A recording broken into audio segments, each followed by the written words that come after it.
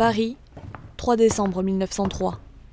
Je viens de passer le concours de l'internat des asiles de la Seine. Enfin, après 1 an de combat acharné, les femmes peuvent elles aussi devenir internes en psychiatrie. Quelle belle victoire! Mais ne nous leurrons pas, le chemin vers l'égalité entre les sexes est encore long, et en tant que féministe intégrale, j'ai bien l'intention de poursuivre la lutte, coûte que coûte. Je suis Madeleine Pelletier, et voici mon histoire.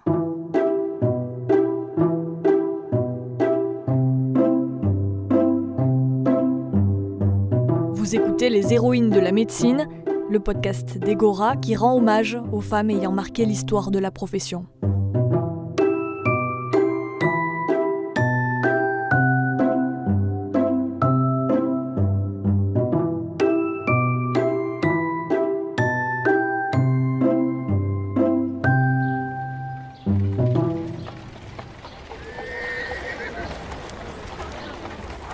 Je suis née le 18 mai 1874, au cœur de Paris, dans la boutique de fruits et légumes tenue par ma mère, rue des Petits Carreaux.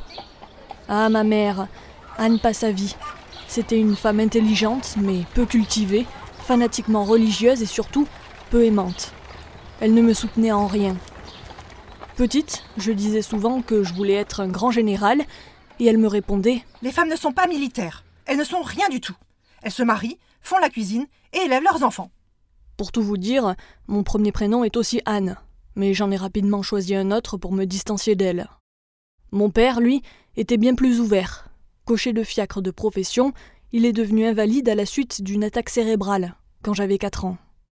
En tout, mes parents ont eu 11 enfants, mais nous ne sommes que 2 à avoir survécu, dans la plus grande pauvreté. Mal habillée, malpropre, pouilleuse, à l'école, j'ai été rejetée par mes camarades et mes professeurs. Brillante élève, mais malheureuse, j'ai décidé d'arrêter mes études à l'âge de 12 ans.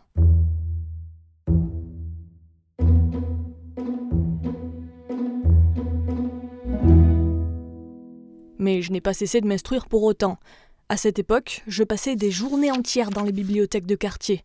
Et en 1887, j'ai participé à mes premières réunions politiques dans le milieu anarchiste. Je fréquentais aussi des groupes féministes, j'en ai même créé un, à l'âge de 15 ans, La Femme Libre, qui a été actif pendant quelques mois. Encouragée par mes nouvelles fréquentations, j'ai décidé de revenir aux études.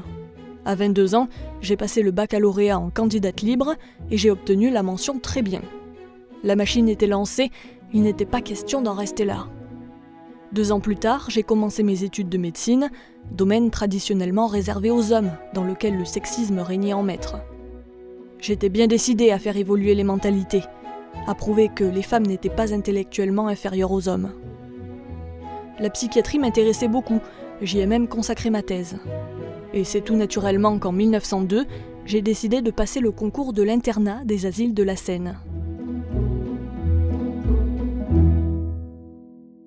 Sans surprise, on m'a refusé l'entrée à la salle d'examen. « Le concours est réservé aux titulaires de droit civil et politique », disait le règlement. Réservé aux hommes, donc. Ça n'avait aucun sens. Les femmes étaient acceptées en internat dans les hôpitaux depuis 1885, mais pas dans les asiles. Révolté par cette injustice, le quotidien féministe La Fronde, dirigé par Marguerite Durand, a décidé de me soutenir en lançant une campagne de presse. Un arrêté préfectoral a finalement ouvert le concours aux femmes et j'ai pu le passer le 3 décembre 1903. Reçue 6e, je suis donc devenue la première femme interne en psychiatrie en France avec Constance Pascal. D'abord à l'asile de Villévrard, puis à celui de Villejuif et au centre hospitalier de Sainte-Anne, à Paris. Méprisée par les hommes internes, traitée d'usurpatrice par les infirmières, je peux vous dire que la vie à l'internat n'était pas simple.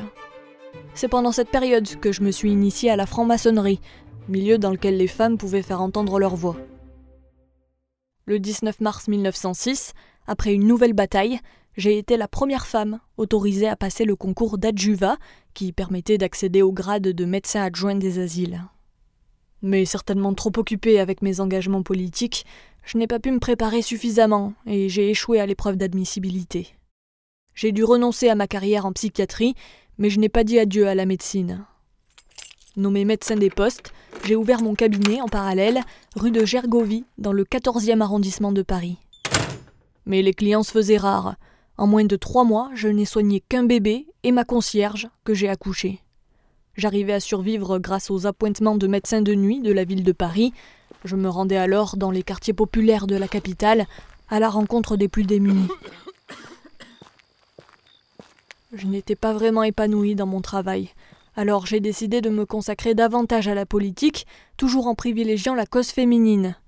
Au sein de la section française de l'Internationale ouvrière, la SFIO, puis du Parti communiste, j'ai tout fait pour que les femmes aient droit au suffrage et à l'éligibilité.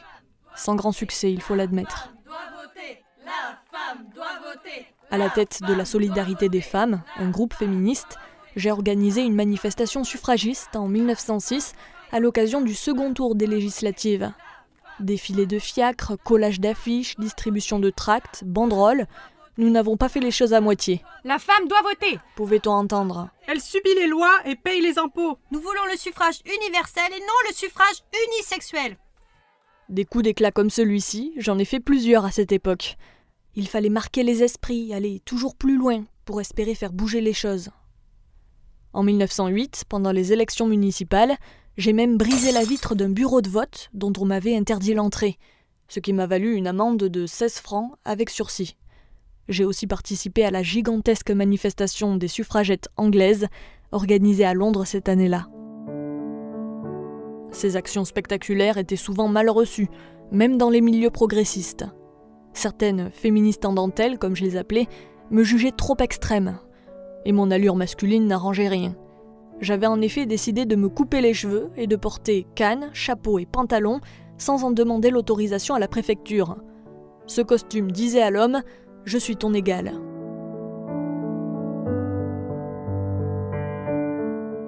Je suis l'une des premières à avoir abordé la notion du genre, mais aussi la première à avoir défendu le droit à l'avortement, dès 1911. Pour moi, la maternité était une cause majeure de l'oppression des femmes, tout comme la sexualité que j'ai toujours rejetée. Ces idées, j'ai tenté de les diffuser un maximum en publiant de nombreux articles dans les revues socialistes, communistes ou encore anarchistes, mais aussi dans ma propre revue, La Suffragiste, que j'ai créée en 1907. J'ai aussi écrit des romans, des essais ou encore des pièces de théâtre pour toucher le plus de monde possible. Mademoiselle Pelletier peut être considérée comme le type le plus acharné de la féministe intégrale. Pouvait-on lire dans la presse. Mon radicalisme faisait peur. J'étais souvent incomprise, voire moquée. Évidemment, je suis née un siècle trop tôt.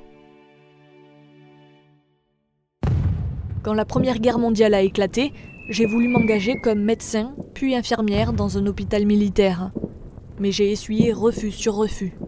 J'ai donc dû me contenter de la Croix-Rouge, et je suis devenue volontaire en août 1914 dans la région de Meaux, où la bataille de la Marne faisait rage. Antimilitariste, je voulais soigner français comme allemands, sans distinction.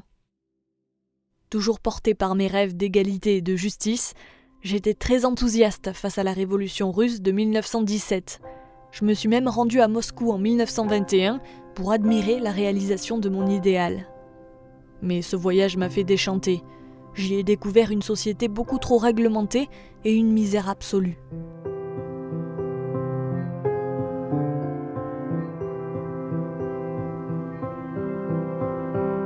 Ma vie militante a été stoppée net en 1937 lorsque j'ai été victime d'un accident vasculaire cérébral qui m'a laissé hémiplégique. 2 ans plus tard, à l'âge de 65 ans, j'ai été arrêtée pour avoir participé à l'avortement d'une jeune fille de 13 ans violée par son frère. Quelqu'un m'a dénoncée. Compte tenu de mon état de santé, je n'ai pas été envoyée en prison, mais à l'asile.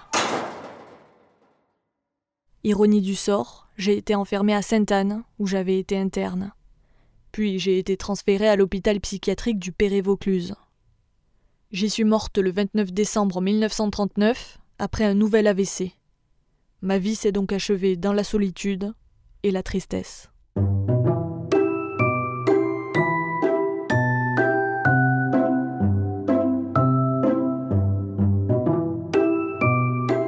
C'était Les Héroïnes de la médecine, un podcast de Justine Morel, produit par Egora.